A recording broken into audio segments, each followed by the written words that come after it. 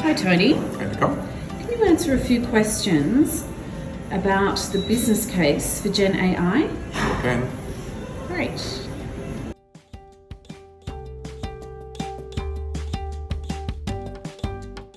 Well, Nicole, we're seeing loads of our customers who are either experimenting already with generative AI. We're seeing organisations who are starting that planning process, and we're seeing other clients who have actually deployed production solutions for generative AI already. My perspective on it is the understanding the linkage between ideation through to value when you're going from proof of concept into production is really critical. And my other perspective is that trust is going to become a key commodity when it comes to AI.